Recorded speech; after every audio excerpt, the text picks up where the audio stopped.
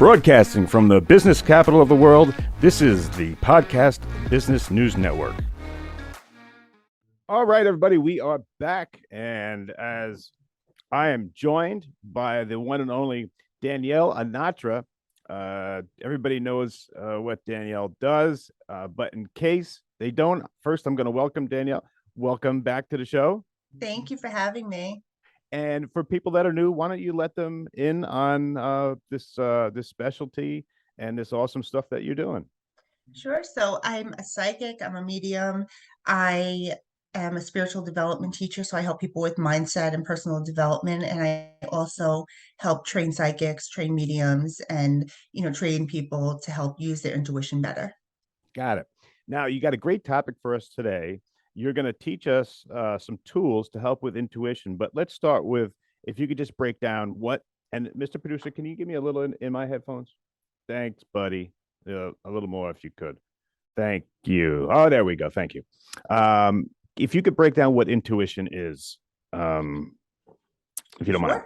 Sure. So intuition is just tapping into that other realm and using something outside your physical thoughts, feelings, and emotions, and going within and just, well, how do you know that? I don't know how I know. I just know it's just, it's just a feeling. It's just, something you visualize, something that you hear. It's just using something outside of yourself to connect to information.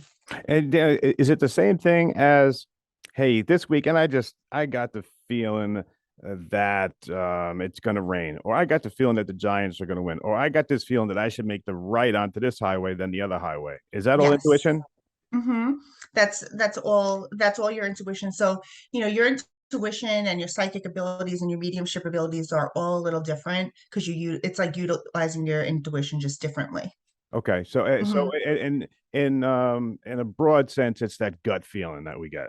Yes. And, sometimes you're driving and you might feel like, oh, let me go this way, and you go that way. And now all of a sudden you're stuck in traffic, but it's like you don't know what would have happened if you went that way, the True. other way, Yeah. So it's just like, it's certain things that you just have to, you just have to trust, trust the process.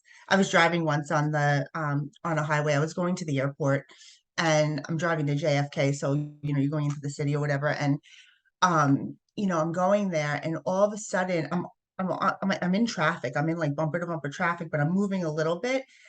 Spirit like pushed my brake on me and made me stop and like come to a dead stop. And when I did, I was in the middle lane and I pressed my foot on the brake like really hard. And I'm like, why did I just do that? The second I did that, the car in the right lane, their tire flew off their car and missed my windshield by like a half Wow. inch.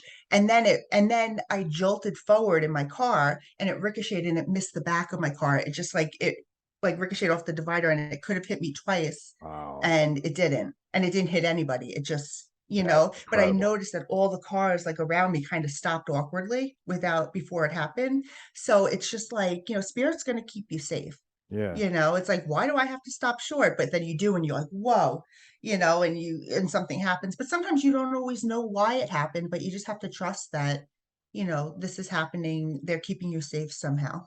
It's so true. I mean, I'm not going to bore you with a long story, but one time it just happened to do with putting ketchup, going back to the fast food restaurant, putting ketchup on my burger. And if I hadn't have done that, from the overpass, a truck came down. I had already, so if I wouldn't put ketchup on, that was going to be me right there. So this is a huge Wow. thing. Yeah, it just happens like sometimes spirit will just place you in the right place at the right time. Gotcha. And you really just have to trust that, even if it doesn't seem like anything. And, back to going the wrong way, it's like sometimes you go the wrong way, but you're like, maybe you were asking for more time by yourself. So they're trying to give you that, but you're in traffic, but they're trying to give you that time. So we always have to look at something as a lesson or maybe possibly something that you asked for. We just don't always get it the way we want it sometimes. Yeah, yeah, I got you. you know But excuse me, I love that you're gonna tell us about some tools that will help with our intuition. Let Yep. me let me So hand it these are off.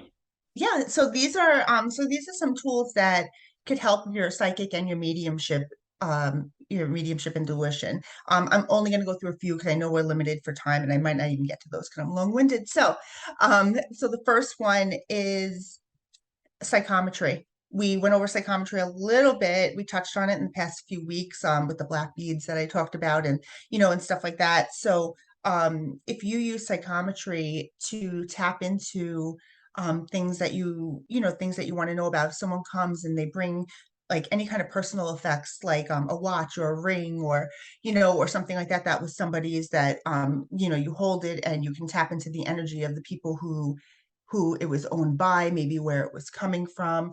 I was working with a student of mine once, and she's absolutely wonderful. And she was so good at psychometry. She would like, I had something, she would hold it, and the person who gave this to me got it from like a trunk sale in Connecticut. It was like one of those antique sales. And she picked up that it was from Connecticut. She found like, like all the stuff, like where it's been, where like, she's just telling the story of it. And it was so cool. And like and about like the person who gave it to me, about where they got it from. Like there's so much information there. All of our personal effects hold so much energy. um I had another exercise I do with boxes. So I'll have like a little box, and inside the box I color it. I put a certain color in there, and I put a certain word, and I close the box. And my students, they'll hold the box and they'll try to see what the color is and what the word is in the box. So that's something that they love that exercise, because even like if you put the word love in there, like I they was might guessing it see. was going to be love and it was going to be Oh, brown. look at you. Was it brown I love or I orange? love that. You're very intuitive. You are, every time we do a show, I feel like you always like pick up on something. You got the I'm last name listening of. intently. I'm I know, trying. look at But was that. it orange or brown What? inside the box? The color? I don't remember. Okay. I don't I'm gonna say remember. love. I would love to confirm that for you, but I don't remember. It said love But though. I still Nice. probably have the boxes because I reuse them. So I will check that and I'll let Okay. you know. Okay. But like, if the word is love, they might be like, they might see a heart in their mind, or they might get a word that's associated with love. They might not get the exact word. So I put like crazy words in there too because I'm weird. So I'll put like monster, like, or I'll put something crazy in there. But I don't just put like all love and light words, but it could be anything in the world. So it's all cool, and they all have a fun time with that. You could also get envelopes. I'll number the envelopes and I'll put a picture in there or something, and I'll pass it around the room, or and people will hold it, and they'll see like what they feel is in there, or what they feel is in there, if it's a person, place, or thing. I'll give them questions that go along with it, like, is it a person, place, or thing? Where do you feel like this is from? Is it male or female? Is it, are they past or alive? So it's always like different things, and the things that my students come up with, I'm just like, wow, like they're insane. They're so cool. And it's Do a they have lot to of touch fun. it or just look at it? They have to feel it. So this is the difference. Like psychometry is when you're actually holding the item and you're actually feeling the energy off of it. If I give them an envelope and they're holding the envelope, that's psychometry. If I'm holding the envelope up, and I'm showing them the envelope, and I said, okay, look and see what you're feeling, that's remote viewing. Oh. Okay. So that's because remote viewing, you're not actually touching the item. You're looking and you're asking spirit to tell you like what's inside, or what it is. If you put something in another room, right, what is it? Like what did I put? Where did I put it? Things like that. Am I trying to Okay. have or your student trying to have the connection with you to try and get it because you're the one that knows what's in the other room, or am Hmm. I actually trying to look and see it without a connection with you? You're trying to look and see it without a connection to I me. see. Okay. Hmm.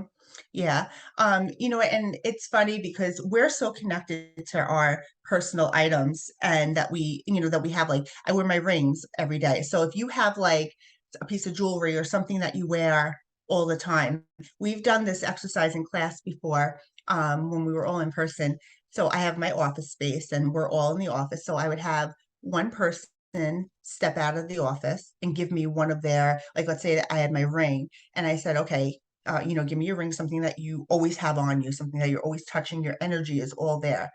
So they'll step out of the room and I'll hide it somewhere in the room. And then they come in, and then I tell them to come back in, and they have to sit there and they feel where they're being pulled.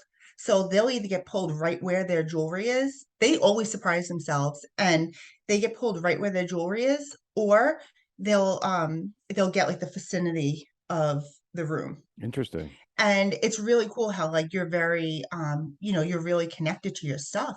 Like, when your energy is on something, it's like what that feels like. So some people might get like it feels like a magnetic pull in the direction that they need to go to. Some people just feel like they just know where it is, or some people like they walk in and they look in the direction right away and then they question themselves, and then they get maybe the wrong direction, but it's always the first place that you're pulled. I remember this one girl, she came in the room, and if they don't find their stuff, I keep it. So it's it's usually a very profitable class. No, Nice. so when one of the girls walked in once, I had it like she's like short, she was like 4'11", and I had it all the way up on a high shelf in my room.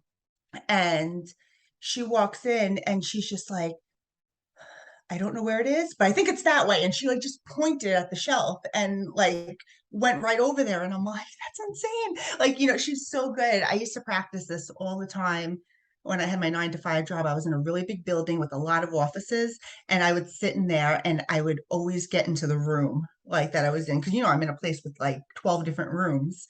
So it was, I really challenged myself with it. I Yeah, love that exercise. I think it's fun. that's cool. Yeah. So we do stuff like that. Another thing is, telling the story. I love this exercise. I always sit with people. I do this a lot in my beginner classes because everyone's so nervous to make a statement or to say like what they're feeling because they're afraid that it's wrong. So what I do is I sit with people and I tell them, make something up for 30 seconds. Tell me a story about, I'll pick a topic for them and I'll be like, tell me a story about anything and make up a reading for me. Like just completely make something up. So now it takes pressure off of them because now they're just making up a story. So there's no right or wrong. And when they do it, they use no word fillers, no nothing. They just tell a story. And what this does is like you might think like, why are you telling them to make something up? They usually don't, it's usually not being made up because what they're doing is it teaches you to eliminate your mind from the equation and you just speak with no thought. And that's what you need to do a reading. So now they're speaking from their heart, as long as they're not nervous to just talk in general. They're eliminating their mind and they're speaking from their heart. And usually, like 80% of that will make sense to me, Wow. So you know? they're telling a story about you. Right. So, or they'll just focus on somebody in the room that we're practicing with. But if I'm working with someone one on one, I'll say, make up a story. Don't use word fillers, just make up a story. Pretend you're giving me a reading. It doesn't have to be real. Nothing you say has to make sense. And it takes pressure off of them and it eliminates their mind and helps them just, speak. And normally I can take 3/4 of what they say. Wow. So it's a good way to, kind of practice just getting comfortable reading and telling a story because you don't want to sit there with someone. And a lot of times beginners will be like, you know what, I see blue, I see the sky, I see an apple. And like, they're saying everything they're seeing, but make that into a story. Like what does blue mean to you? How do you feel around that? What does an apple mean to you? Like maybe an apple means someone's a teacher. I feel like you work with children. Like, are you a teacher? And then you might see like a school, or you might see, you put it all together into a story. So instead of saying like, I see this, I see that, I feel this, I feel that. It's like I'm talking to you right now. It's like you're telling a story rather than, giving them pieces and them putting it together. You want to tell the story, you want to make it make sense. And the more you do that, the more feelings and thoughts and all that stuff you're going to get from spirit, and they're going to help you along with the reading. And it's really cool. Pretty neat. So yeah, so that's a really good way if you're getting started. Well, that's a good way if you're getting started and you want to learn to tell the story and to tune in better. And it's also a good intermediate exercise because with that you could focus more on not giving so many word fillers. What's a and word you could filler? learn to speak better, like saying Oh, okay. like, and saying stuff like saying stuff like that. So it can help you to kind of speak a little better and not use so many word fillers. So you could use that exercise two different ways. Got it. Okay. Hmm. So like as an intermediate exercise, you could actually do a reading, but you're practicing without the word fillers and you're practicing speaking better. I see. Um, Another one, this is the last one I have, using different oh my God, I lost my train of thought. Using like angel cards or side cards or some kind of some kind of thing like that. It's really important to know like that these are all tools that we use. Like you can get an angel card and you can pull one and you see something different in the artwork every time. And my thought and my what I tell my students is anytime you pick up angel cards or you pick up side cards or anything like that, throw away the instructions, and use your own intuition while you're using them. And it's important to always use these as a tool and not a crutch. Sometimes people get so reliant on the cards that they feel like they can't use their intuition in another way. So it's very important to not use it as a crutch and use it as just a tool to help you along. If you feel guided to pull a card or something like that, then use those cards. Or if you feel like you need it to help you while you're learning just to build confidence. I think it's a good confidence builder for people to like interpret cards rather than just kind of doing it blindly. Hmm. Sometimes people are nervous to just jump into it, even though we can. People get nervous to do that. And some people just are really drawn to the cards and they're really great readers, because sometimes the cards are what they are, but your intuition, putting your twist on it with your intuition it's a difference between a good reading and a great reading, Hmm. I you see. know. And tarot cards would be an exception because tarot cards there is real science of the instructions. So you do need the instructions, and it's something that's learned. So like each card means something. So you shouldn't throw away the instructions with tarot cards because each card means something, Right. but your intuition spin on it is going to make it a better reading Got it. because you can tap into it further. Hmm. Cool. And does it matter if there's like things like full moons or if we're in a retrograde or something, anything like that? Does that have any effect on your intuition? Um, you know what?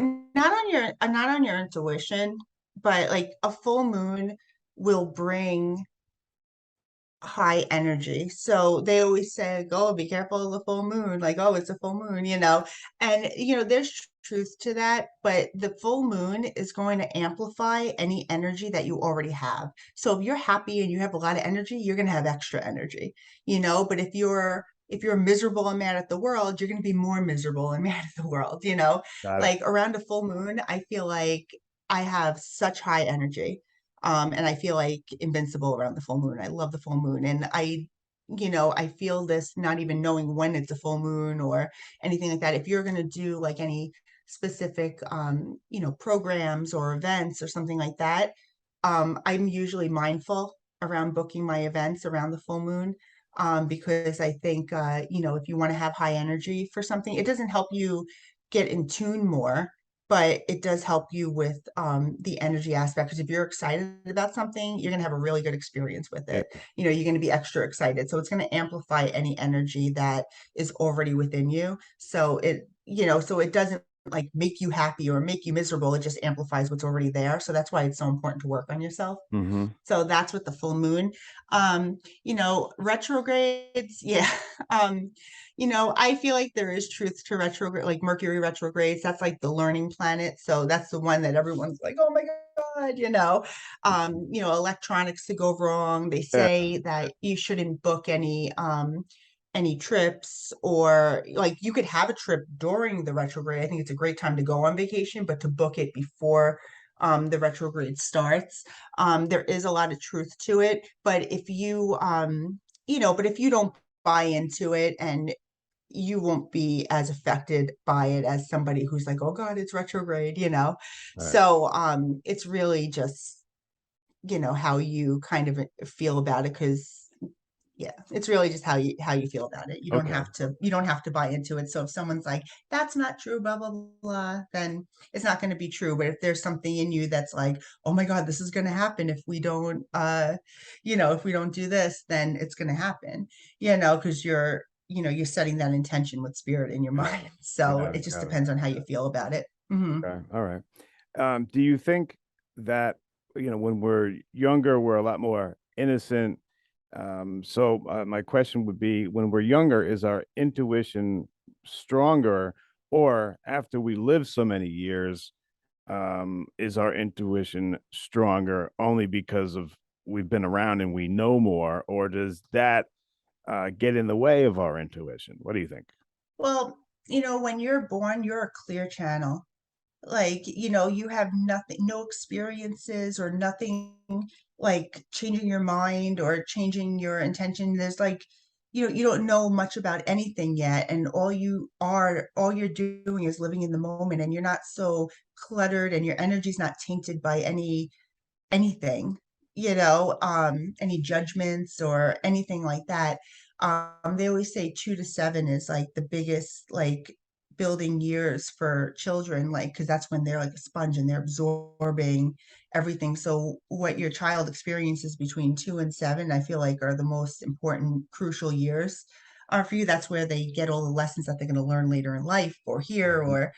or whatever. So I do feel like you're just a completely clear, innocent channel when you're born until you're tainted by any kind of energy from outside things like your parents or your friends or family. But it's also part of our soul contract, the things that we experience and how we take things in. Um, we learn lessons throughout our life. And then as we get older, I think it varies person to person. Like if you're doing the personal development work and if you're doing and you're working on yourself and you're conscious and aware of the lessons that you're supposed to be learning and what you're, meant to be doing, you're going to react a lot different than someone who's completely unconscious and just kind of, showing up to life every day.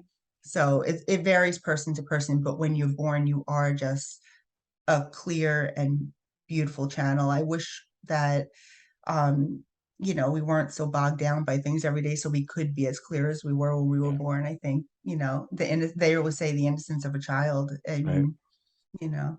Gotcha.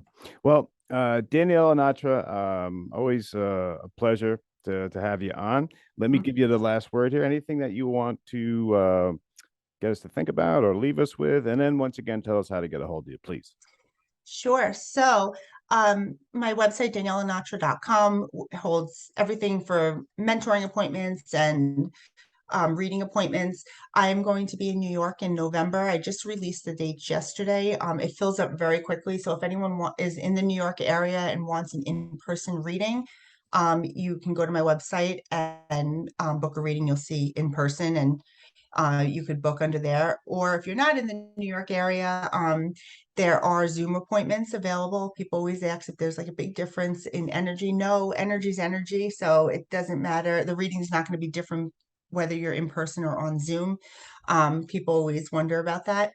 And I'm also still doing my drawing for a free reading. The drawing is going to be on Halloween. So you could also find the free reading link on my website, and you could there's still time to enter. I have a lot of entries, so I'm really excited to do the drawing on Halloween. All right. Awesome. The one and only Danielle Anatra, thank you so much. And Thank can't wait to you. hear what you got to say next. All right.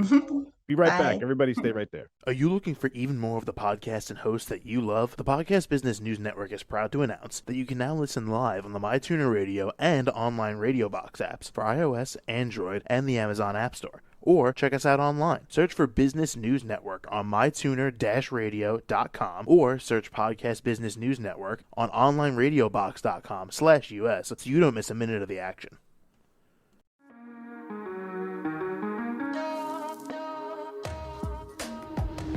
Broadcasting from the business capital of the world, this is the Podcast Business News Network.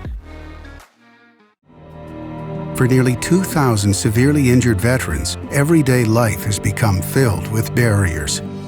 day-to-day simple tasks can become pretty daunting. I have to carry my chair up 2 flights of steps or have somebody do it for me.